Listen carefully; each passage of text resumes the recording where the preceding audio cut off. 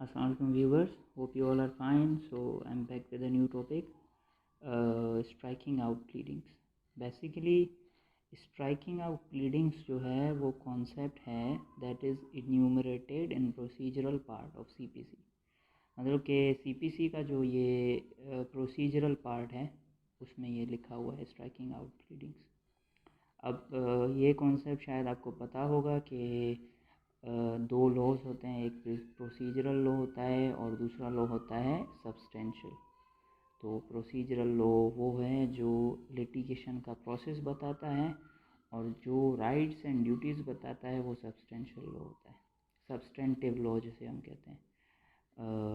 तो उसमें ये मतलब कि बताया गया है और इसका जो रूल है मतलब कि कौन से ऑर्डर कौन से रूल में बताया गया है, जो प्रोसीजरल पार्ट है वहाँ पे ऑर्डर्स लिखे होते हैं। तो order 6 rule 16 governs this concept. Striking out principle का पहले तो हमें ये पता होना चाहिए कि ये कहाँ पे कैसे लिखा हुआ है। तो ऑर्डर 6 रूल 16 में ये सारा कॉन्सेप्ट बताया गया है और आपको ये भी बताया गया प्रोसीजरल पार्ट क्या होता है, सब्सटेंटिव जो लॉ होता है उस वो किसे कहते हैं। अब स्ट्राइकिंग आउट प्लीडिंग्स का जो बेयर लॉ है वो हम देख लें कि बेयर लॉ क्या कहता है। बेसिकली स्ट्राइक आउट प्लीडिंग्स मतलब प्लीडिंग को मतलब कि या तो खारिज करना मतलब ख़त्म करना, जो हम कहते हैं कि भाई उसमें कोई ऐसा एरर है। तो a court may at any stage struck out और amend any matter in pleading which court considers. मतलब कि कोई प्लीडिंग में कोई ऐसी बात है, कोई ऐसा मैटर है जो कोर्ट को लगता है कि वो अननेसेसरी है, वो स्कैंड्यूलस है, या मतलब वो थोड़ा बहुत मतलब कि कोर्ट की प्रोसीडिंग को या कोर्ट की ट्रायल को या सूट के जो प्रोसेस है, सूट का जो ट्रायल है उसको डिले कर रहा है, एम्बेरस कर रहा है, ऐसा कोई मैटर उसमें मौजूद है। तो कोर्ट क्या करती है, उस पार्ट को उस that particular matter will be struck out. Simple concept ये है स्ट्रक आउट प्लीडिंग्स का। मतलब प्लीडिंग्स को स्ट्राइक आउट करना ये है कि कोई ऐसी चीज़ मौजूद हो हमारे मतलब कि प्लीडिंग्स में, मतलब that particular matter will be struck out which is unnecessary, मतलब जो बेतुकी बात है, अननेसेसरी है, जो स्कैंड्यूलस है, कोर्ट की प्रोसीडिंग को डिले कर रही है, ऐसे पार्ट को स्ट्रक आउट किया जाएगा। अब एक्सप्लेनेशन देख लेते हैं जो बिल्कुल ही आसानी से हमें ये कॉन्सेप्ट समझा देगी। Striking out pleadings is basically means to exclude certain statements or matter from opponent's pleading. अब ये बात जो most important thing to understand in this is के स्ट्राइकिंग आउट प्लीडिंग मतलब ऑर्डर 6 रूल 16 जो प्रैक्टिसिंग लॉयर होते हैं उन्हें पता होता है कि किसी दूसरे की प्लीडिंग में हमें कुछ निकलवाना होता है ना, कि जैसे कि कोई बंदा है मतलब कि वाइफ और हस्बैंड ने मतलब कि उन खुला लेना है, ठीक है। तो अब वाइफ क्या करती है, अपने जो प्लांट होती है उसमें उसने लिख दिया है कि मतलब कि ये जो बंदा है शराबी है, ये है वो है, मुझे मारता है पीटता है। तो वो हस्बैंड पहले क्या करेगा, पहले उसे कहेगा कि first you have to remove those part. Court को एप्लीकेशन देगा under order 16 order 6 rule 16 sorry, क्या कहेगा कि दैट दोज मतलब particular things those statement must be struck out as they are unnecessary. मतलब वो जो बातें हैं वो अननेसेसरी हैं। तो मतलब कि ओपोनेंट्स की प्लीडिंग्स में हमें कोई चीज़ स्ट्रक आउट करवानी होती है तब हम स्ट्राइकिंग आउट प्लीडिंग्स का कॉन्सेप्ट लेते हैं। मतलब ऑर्डर 6 रूल 16 की तब बात करते हैं जब अपनी ही प्लीडिंग में कुछ मतलब चेंजिंग करवानी हो, कुछ निकलवाना हो, कुछ डालना हो, मतलब कोई चीज़ एडिंग करवानी हो, तो ऑर्डर 6 रूल 17 अप्लाई होता है। तो ये जो है ना बात हमें जहन में रखनी है।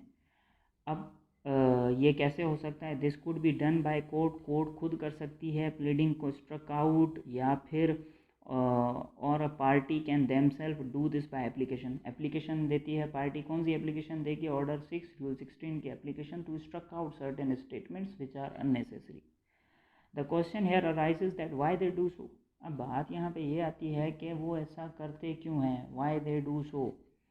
इसका जवाब ये सिंपल है कि हमने पहले भी बेयर लॉ में भी मैंने आपको बता दिया था कि अ पार्टी डज दिस और court does this because those statements those particular matters which are to be struck out they are unnecessary, वो चीज़ें अननेसेसरी हैं, स्कैंड्यूलस हैं, मतलब बेतुकी बातें हैं। फेयर ट्रायल जो है सूट का उसको वो डिले कर रही हैं। In other simple terms those matters are unclear, मतलब सिंपल टर्म्स में हम ये कह लें कि स्कैंडुलस वगैरह को छोड़ दें कि भाई वो बातें अनक्लियर हैं, वो स्टेटमेंट्स अनक्लियर है, इररिलेवेंट है, इनकन्सिस्टेंट है, या फिर दूसरी पार्टी को डिफेमेटरी है, मतलब उसको डिफेम कर रही है। जैसे मैंने आपको मिसाल दिया कि वो जो खुला लेना चाहती है उसने कुछ ऐसी बातें लिख दी जो उसके खिलाफ है, हस्बैंड के खिलाफ है। So that was the explanation of striking out pleading. अब यहाँ पे कुछ बहुत इम्पोर्टेंट बातें हैं जो मतलब ऑर्डर होता है उसमें प्रोसेस बताया होता है, उसमें जो लिखी होती हैं बहुत इंपॉर्टेंट बातें, छोटी छोटी सी बातें हैं। The important thing to note here is that this rule is about bringing changes, amending or mitigating certain matters in opponent's pleading, not in his own pleading. ये मैंने आपको बता दिया कि ओपोनेंट की प्लीडिंग के बारे में ये रूल गवर्न करता है। जब अपनी खुद की प्लीडिंग में हमें चेंज करनी होती है, अमेंडमेंट करनी होती है, तो रूल 17 उसको गवर्न करना है। ऑर्डर तो सेम होगा 6। Now some of the case laws which we need to go through. कुछ केस लॉज हैं जिनमें कुछ बहुत सारी इम्पोर्टेंस बात बताई गई हैं, वो अगर हम स्ट्राइकिंग आउट को समझते हैं तो वो समझना हमारे लिए लाजमी है। This rule permits the amendment of pleading by order of court even against the will of party concern. Party जो कंसर्न है, मतलब जो कंसर्न पार्टी का मतलब जो पार्टी इन्वॉल्व है उस केस में, उसकी विल के बिना भी कोर्ट अमेंड कर सकती है, क्योंकि कोर्ट कंसीडर्स दैट, कोर्ट को लगता है कि ये चीज़ें जो हमने पढ़ा कि unnecessary, scandalous, irrelevant, inconsistent, defamatory to the other party, तो पार्टी की विल यहाँ पे लाजमी नहीं है। पार्टी खुद चाह सकती है, उसे रिमूव करा सकती है, बट अगर पार्टी नहीं चाहती, कोर्ट उसे कंसीडर करती है, then court can do so. Party can apply for striking out or amending of opponent's pleading and power could be exercised so moto। दो बातें हैं, पार्टी खुद अप्लाई कर सकती है, कोर्ट सो मोटो एक्शन मतलब सो मोटो तो आपको पता है कि इट इट्स ऑन, मतलब कोर्ट खुद एक्शन ले सकती है, जो हमने पहले भी समझ लिया है। ये जो स्टेटमेंट्स हैं ये केस लॉ से कोटेड की गई हैं, मतलब केस लॉ में ये बातें कवर की गई थी। जो केस लॉज ऊपर जो 2-3 दिए हुए हैं उसके अलावा कुछ ऐसे केस लॉज हैं जो those case laws I have not mentioned.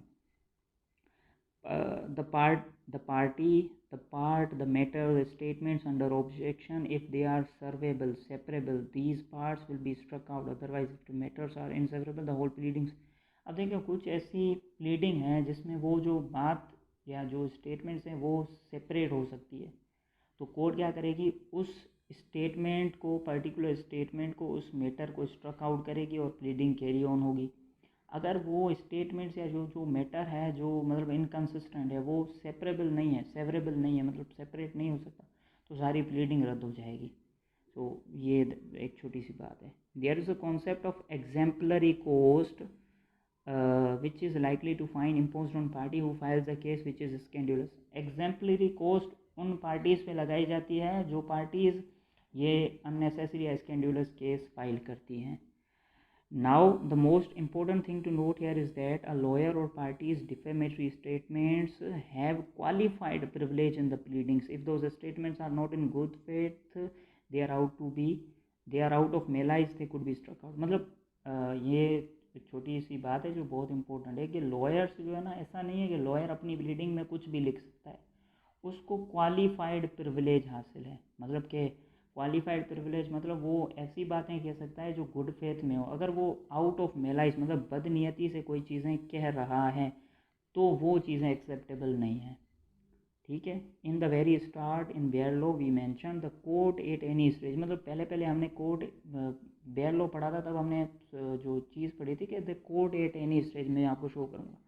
This means that any stage of the proceeding this rule can be exercise, मतलब प्रोसीडिंग के किसी स्टेज पे ये रूल एक्सरसाइज हो सकता है, unless it is hit by any other provision of the code, मतलब कोई और दूसरा प्रोविजन जो है ना इसको हिट ना करे, मतलब इससे कॉन्ट्राडिक्ट ना करे।